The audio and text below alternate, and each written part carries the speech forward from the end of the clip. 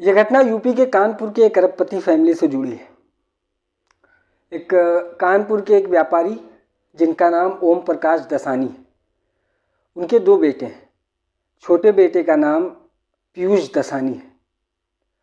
ये घटना 2014 की है, लेकिन पीयूष दसानी की शादी साल 2012 में ज्योति नाम की लड़की से होती है। और ये ज्योति की फैमिली भी एक अरबपति फैमिली होती है। इन सभी का कारोबार सुपारी से रिलेटेड होता है, पान मसाला, ये सारे कारोबार इन लोगों के होते हैं। और ये एक अच्छी खासी फैमिली, पैसे वाली फैमिली होती है। एक दिन पीयूष दसानी अपनी वाइफ ज्योति को लिवाकर संडे के दिन आउटिंग पे जाता है और ये कहता है कि चलो डिनर करेंगे, और वो साथ में लिवा के उसे आगे जाता है। जाने के बाद कानपुर का एक मशहूर होटल, एक फेमस रेस्टोरेंट, वहाँ पर जाते हैं ये लोग और वहाँ पर रुकते हैं और रुकने के बाद डिनर करते हैं। डिनर करने के बाद जब ये दोनों बाहर निकलते हैं और अपनी होंडा कार से कुछ दूर आगे जाते हैं, सन्नाटा इलाका आता है। वहाँ पर अचानक दो बाइक सवार आते हैं और पीयूष को गाड़ी से निकालते हैं और निकालने के बाद उसे पीटते हैं। और पीटने के बाद ज्योति जो उस गाड़ी में बैठी हुई थी उसके समेत कार को लेकर भाग जाते हैं।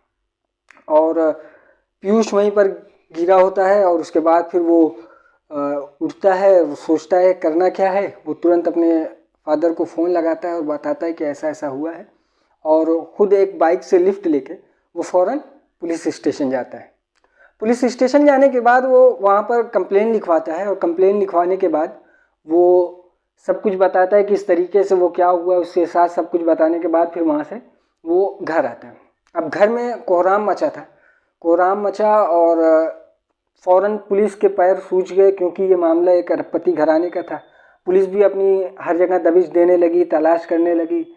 अभी ये लोग घर ही में थे कि अचानक पुलिस को कंट्रोल रूम से कॉल आता है कि एक गाड़ी, जिस गाड़ी का नंबर आपने बताया तो वो गाड़ी फलां जगह साइड में पार्क है। और तुरंत जब पुलिस को यह खबर मिलती है तो फैमिली समेत सारे लोग घबराते हैं और फ़ौरन पुलिस उस गाड़ी के पास जाती है। और जब गाड़ी को खोलकर चेक करती है तो उसमें उनको वो गाड़ी के अंदर जो मंज़र देखा उन्होंने, वो देखकर सबकी आंखें यकीन नहीं कर पा रही थी। वजह कुछ ये थी कि उसमें पीयूष की वाइफ ज्योति को मारकर वो सारी गाड़ी खून से भरी हुई लथपथ, और ज्योति की लाश उसी गाड़ी की सीट पर पड़ी हुई है और आसपास कोई नहीं। अब पुलिस उसको लेके जाती है हॉस्पिटल लेके जाने के बाद पोस्टमार्टम रूम यानी मॉर्चरी में जाती है। मॉर्चरी में जाने के बाद फिर वहाँ पर फैमिली आ जाती है। फैमिली आती है अब क्योंकि ये मामला मर्डर हो गया ये, लेकिन पुलिस को ये नहीं समझ में आ रहा था कि ये मामला अगर किडनैपिंग का था तो किडनैप के बाद रैंसम कॉल आनी चाहिए, फिरौती मांगनी चाहिए। ये मर्डर, पहले किडनैपिंग होती है फिर 1-1.5 घंटे के अंदर उसका मर्डर हो जाता है। तो पुलिस को कुछ ये समझ में नहीं आ रहा था और मामला भी अच्छे खासे बड़े घराने का था। अब पुलिस जब मॉर्चरी में जाती है तो वहाँ पर फैमिली भी आती है। फैमिली आने के बाद सब भीड़ लगती है और ये पोस्टमार्टम अभी होता नहीं है, पुलिस बॉडी वहाँ पर पड़ी होती है। सारे फैमिली वाले में रोना धोना, पीयूष की हाल बेहाल, एकदम रो रो कर उसका बुरा हाल हुआ था। उसके घर वालों यानी ज्योति के घर वालों को भी खबर दी जाती है। ज्योति के घर वाले भी वहाँ पहुँच जाते हैं और सब कुछ रोना धोना वहाँ पर मचा होता है। अचानक पुलिस की टीम का एक ऑफिसर को कुछ अजीब दिखता है। अब वो अजीब ये था कि वो पीयूष को देख के पहले कंफ्यूज होता है, उसके बाद वो सोचता है कि क्या वो जो देख रहा है वो वाकई देख रहा है। तो उसने फिर पहले ये अपने मन से ही ये बात सोची, उसके बाद वाकई में वो जो देख रहा था वो सच था। हुआ ये था कि पीयूष जब 1-1.5 घंटे पहले जब घर में था तो उसने जो टी शर्ट पहनी थी वो टी शर्ट उसने बदल दी थी और जब मोर्चरी में था तो उसने दूसरी टी शर्ट पहनी थी। अब पुलिस का ये ऑफिसर खुद कंफ्यूज होता है, लेकिन जब उसके अपने जहन पे वो जोर देता है तो जब उसको हकीकत का पता चलता है कि ये वाकई में ऐसा है, तो वो धीरे से उसी हॉस्पिटल के रूम में अपने सीनियर ऑफिसर को कान में ये बात कहता है कि क्या आपने ध्यान दिया है, क्या ये आपको भी लगता है? क्योंकि वो ऑफिसर भी उस टाइम उसके घर में था, तो उसे लगा कि हाँ ये तो है कि ये टी शर्ट बदली हुई है। लेकिन क्योंकि पीयूष भी अच्छे खासे बड़े घराने का था, तो डायरेक्ट किसी के ऊपर क्लेम लगा नहीं सकती थी पुलिस बगैर सबूत के। अब पुलिस को ये लगने लगा था कि पीयूष भी कुछ हिस्सेदार हो सकता है इसमें, लेकिन कंफर्म इसलिए नहीं था कि क्योंकि उनके पास अभी भी प्रूफ नहीं था। और फैमिली वाले भी, लड़की की फैमिली वाले भी दोनों परेशान हैं। अब पुलिस आगे जब पोस्टमार्टम होता है तो ये देखती है कि ज्योति की बॉडी में 27 चाकुओं के वार हैं, यानी 27 वार किए गए हैं उसकी बॉडी पे, और उसकी मौत पहले गला घोटने से हुई। अब पुलिस ये देख के कंफ्यूज है कि कोई भी कसर नहीं छोड़ी गई कि ज़रा भी चांस ना बचे इस ज्योति के बचने का। अब पुलिस उसके बाद पोस्टमार्टम रिपोर्ट लेती है और फिर चली जाती है। अब क्योंकि पुलिस के पास उस टी शर्ट को छोड़ के सिर्फ 2 ही चीज़ थी जिससे वो ये अंदाज़ा लगा सके कि मामला आखिर है क्या। अब पुलिस उसके बाद फिर पीयूष के कहे अनुसार पीयूष से जब घर में पूछताछ करती है तो पीयूष ने वही बताया था जो उसने कंप्लेन में लिखवाया था कि उसके साथ कैसे 2 शख्स आए और बाइक से फला फला फला करके चले गए। अब उसके बाद फिर पुलिस उसके कहे अनुसार उस रेस्टोरेंट पे जाती है जहाँ ये लोग खाना खाने गए थे। तो वहाँ जाने के बाद जब वो वहाँ के सीसीटीवी फुटेज को चेक करती है तो पीयूष की बात सच निकलती है, क्योंकि पीयूष वहाँ पर जाता है और पीयूष और उसकी वाइफ ज्योति वहाँ पर एक टेबल पर बैठकर खाना खाते हैं।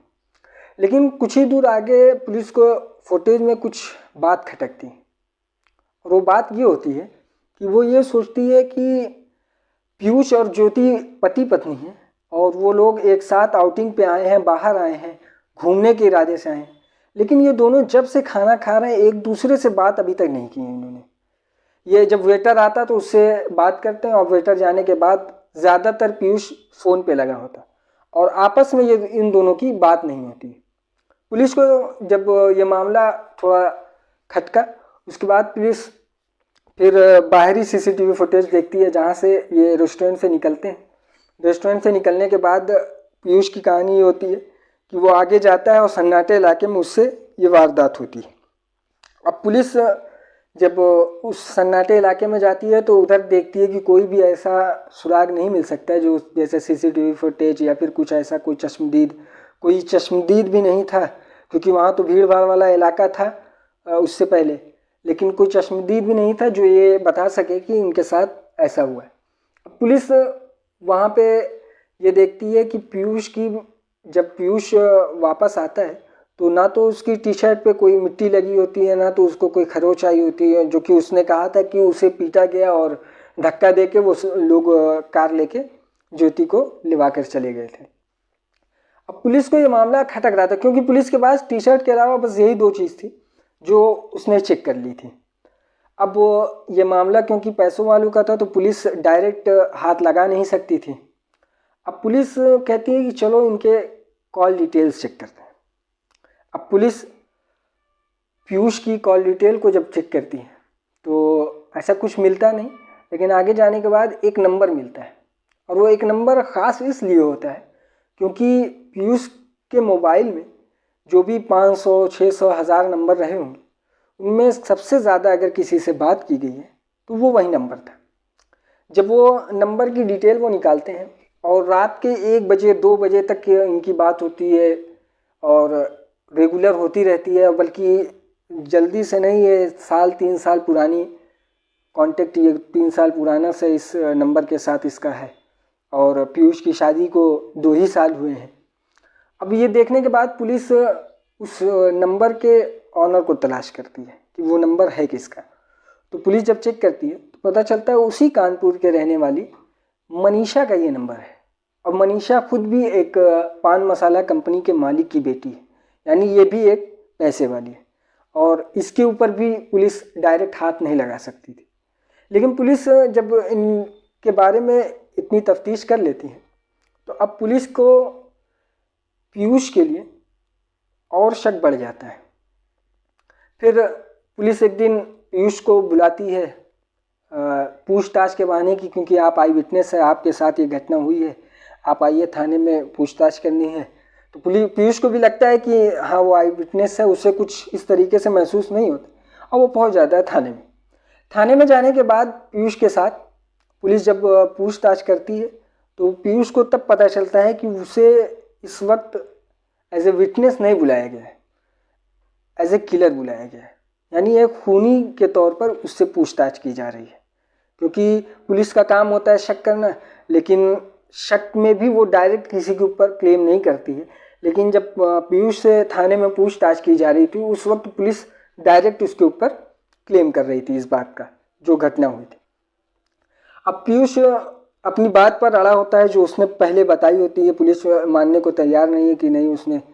अब फिर जब देखती है पुलिस लाचार होती है कि ये उगलने को तैयार नहीं है और कुछ इसके साथ दूसरा तरीका भी नहीं इख्तियार किया जा सकता है कि क्योंकि ये पैसा वाला है और बड़ी फैमिली से है, बाद में कुछ आँच आ सकती है हम लोगों के ऊपर। अब पुलिस क्या करती है कि मनीषा को भी बुलाती है कि आइए आपके दोस्त के घर की ये घटना है, आप कुछ हेल्प कर सकती हैं तो आइए पूछताछ हो जाएगी। तो मनीषा को भी ये लोग बुला लेते हैं थाने में। पहले इन दोनों से अलग अलग पूछताछ की जाती है, अलग अलग पूछताछ में ये लोग अपनी अपनी बात कहते हैं, फिर दोनों को एक साथ पूछताछ की जाती है। जब दोनों को एक साथ बैठाया जाता है उसके बाद इनसे पूछा जाता है कि ये इनके सामने वो कॉन्टेक्ट नंबर की सारी डिटेल्स और सब कुछ रहती है। उसके बाद दिखाने के बाद इन दोनों से सख्ती से पूछताछ की जाती है कि अब खोल लो, अब आप तुम लोगों के पास और कोई दूसरा चारा नहीं। अब इस पे पीयूष पहले अड़ा रहता है, फिर बाद में वो टूट जाता है। उसने बताया कि हाँ ये उसी ने किया है और उसी ने करवाया है। तो अब पुलिस ये पूछती है कि किस तरीके से ये किया, तो उसने बताया कि हम लोग आउटिंग पे गए, आउटिंग पे जाने के बाद पहले उसने अपने घर के एक नौकर और एक ड्राइवर को मनाया और उसके बाद उनसे कहा कि कोई एक सुपारी किलर को हायर करो और उससे ये काम करवाना है। तो उसने कहा कि जब इसने सुपारी किलर और ये सब का इंतज़ाम कर लिया उसके बाद संडे के दिन ये वो अपनी बीवी को आउटिंग पे लेवा के गया। आउटिंग पे लेवा के जाने के बाद ये एक सन्नाटे इलाके में गाड़ी रोकता है और जो नौकर और ड्राइवर है उसके साथ जो किलर होता है वो तीनों लोग मिलकर उसको मारते हैं। पहले गला घोंटते हैं, फिर 27 चाकुओं से वार करते हैं, यानी एक एक करके 27 बार उसके शरीर पे वार करते हैं। अब पीयूष ने ये अपना राज तो खोल लिया था और उसने बताया कि मामला ये था कि इसकी शादी ज्योति के साथ मेरी मर्ज़ी से नहीं की गई थी, यानी फैमिली की मर्ज़ी से ज्योति के साथ ये रिश्ता मेरा हुआ था। मेरे फादर ने जब कहा तो मैंने भी बगैर कुछ ऑब्जेक्शन किए ये शादी को कर लिया। और क्योंकि मेरा शादी का इरादा मनीषा के साथ था और हमारा बहुत पुराना अफेयर भी था, लेकिन जब मेरी शादी इससे नहीं हुई और मैं इससे मनीषा से शादी करना चाहता था और ज्योति के रहते हुए मैं मनीषा से शादी नहीं कर सकता था और ज्योति को हटाने के बाद तब हम लोगों का रास्ता आसान होता, हम लोग शादी कर लेते। और जब पूछा गया कि तुमको शादी नहीं करना था तो मना कर दिए थे अपनी फैमिली से, तो पता ये चला कि उसके घर का मामला उसके फादर के साथ थोड़ा स्ट्रिक्ट होता था। घर में जैसे होता है ना कि बाप ने जो कह दिया बस वही चलेगी, उस तरीके से था। लेकिन इसका दूसरा इलाज उसके देखे बगैर इसने ज्योति का खून ही करवा दिया। और जब ये पूछा गया कि तुम लोगों ने शादी आपस में अगर तुम लोगों को करना था तो डाइवोर्स ले लिए होते, उसके बाद कर लिए होते, तो उसने बताया कि घर वालों की सख्ती के लिए ये हम लोगों ने किया, क्योंकि सख्ती थी, उसके बाद मेरा रास्ता आसान होता। और उसी दौरान ज्योति की एक डायरी थी जो उस घर से मिलती है, उसका रूम की तलाशी लेने के बाद, और ज्योति की डायरी में ज्योति अपना सारा दर्द लिखी रहती है, यानी जब भी उसको कोई तकलीफ़ होती तो वो उस डायरी में नोट करती थी। तो पुलिस ने जब उस डायरी को भी सामने रखा तो इन लोगों का रास्ता एकदम साफ़ हो चुका था, सब कुछ इन्होंने कबूल लिया था। तो उसमें वो लिखा कि वो लिखती थी ज्योति कि मेरी शादी तो पीयूष के साथ हो गई, लेकिन उसने मुझे कभी पत्नी का दर्जा नहीं दिया। वो मेरे साथ कभी भी इस तरीके से व्यवहार नहीं करता जो एक पत्नी का होना चाहिए। और वो सब कुछ वहाँ पे लिखती कि मैंने इसके बारे में अपने इन-लॉज़ को बताया भी, अपनी फैमिली को बताया भी कि मेरे साथ ऐसा किया जा रहा है, लेकिन इस पर भी कोई एक्शन नहीं होता है। और मैंने ये भी बताया, जबकि उसको ये लड़की का नाम नहीं मालूम था, लेकिन उसने इन-लॉज़ को बताया कि उसकी लाइफ में कोई और भी लड़की है, लेकिन इन-लॉज़ भी कुछ इसका एक्शन नहीं ले पाए और ये सब कुछ उन लोगों को कर दिया। अब उसके बाद फिर पुलिस मनीषा और पीयूष को अरेस्ट करती है। अरेस्ट करने के बाद उनको जेल भेज देती है। जेल भेजने के बाद साल 2020 में पीयूष को 18 दिन की पैरोल पे बाहर किया गया था और मनीषा को अब ज़मानत मिल चुकी है, जबकि निचली अदालत ने पीयूष को ज़मानत देने से इनकार किया है कि इसको कभी भी पैरोल नहीं दी जा सकती। और अभी तक मामला ये है कि आज 2024 है और अभी तक इस केस का फैसला नहीं आया है, यानी अभी तक सज़ा नहीं सुनाई गई है। और क्योंकि पीयूष की माँ बीमार थी इसलिए उसे 18 दिन की पैरोल पे सिर्फ छोड़ा गया था। अब देखिए इस केस में आगे कब क्या होता है।